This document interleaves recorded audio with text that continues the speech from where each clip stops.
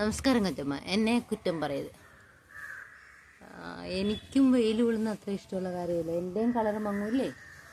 പക്ഷിമാർക്ക് മാത്രമേ ഉള്ളൂ ഈ സൺബേണും ടാനും ഒക്കെ വരുന്നത്. അല്ലല്ലോ, ഞങ്ങൾക്കും വരാമല്ലോ.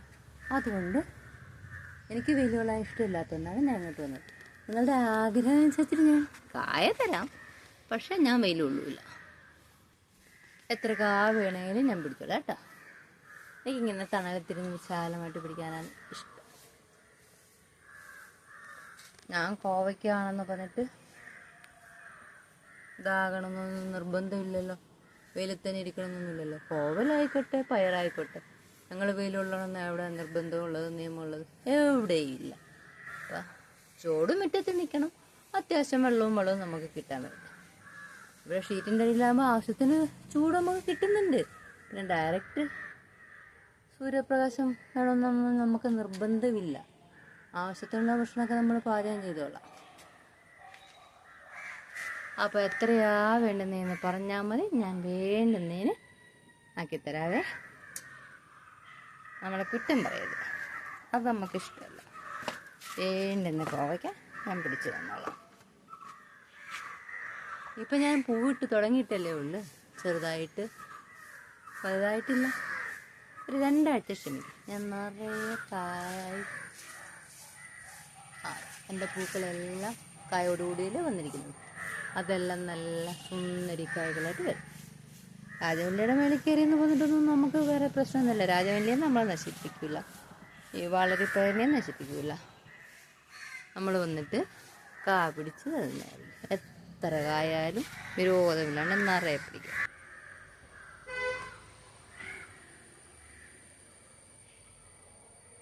ഇങ്ങനെയാണ് ഞങ്ങൾക്ക്. ഇനി ഞങ്ങൾ ഇങ്ങോട്ട് പോകണം എന്നുള്ള കൺഫ്യൂഷനാണ്. ഇനി അങ്ങോട്ട് കുറച്ച് ദൂരമല്ലേ ഉള്ളൂ. എന്നാലും ഉള്ള സ്ഥലത്ത് ഞങ്ങൾ അഡ്ജസ്റ്റ് ചെയ്ത് വളർന്ന നിറയെ കായ്കളാക്കി തരാം. ഇന്നലെ എന്തായിരുന്നു കൊച്ചമ്മ പറയാന്, എൻ്റെ ഇങ്ങോട്ട് നിറയെ കായ്കളുണ്ടായിരുന്നു.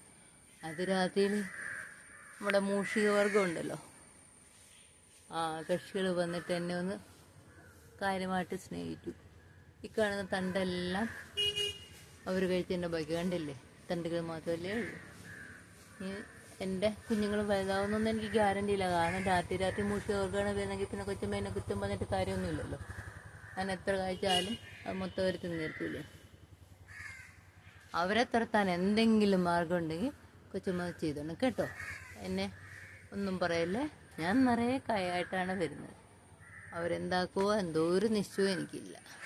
ഞങ്ങൾ കയറി വരുന്ന സെയിം കമ്പയിൽ കൂടെയും വള്ളിയിൽ കൂടെയും കയറി കൂടെയും തന്നെയാണ് അവരും കയറി വരുന്നത്. ഞാനും വളരെ പേരും കൂടെ ഒന്നിച്ചല്ലേ വരുന്നത്. അതേ വഴി കേബിളുണ്ടല്ലോ, ഇലക്ട്രിസിറ്റിയുടെ കൈവരുണ്ടല്ലോ, ഇതുവഴിയാണ് കക്ഷികൾ വരുന്നത്. ഞാൻ പറഞ്ഞു തന്നില്ല എന്നൊന്നും പറയരുത്, വഴി ഇതാണ് അവരുടേത്.